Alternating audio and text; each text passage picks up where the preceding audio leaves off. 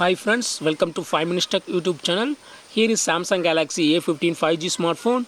In this video, you will learn how to download and install Genshin Impact on your phone Samsung Galaxy A15 5G. First of all, go to Google Play Store and search with the term Genshin Impact and you will see this result.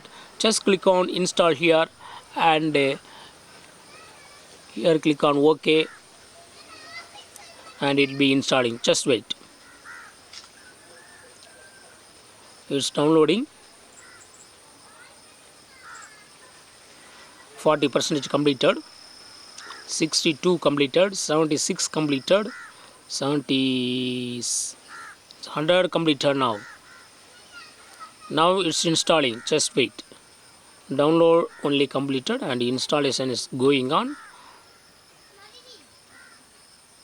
Yes, installed and click on play to open this game.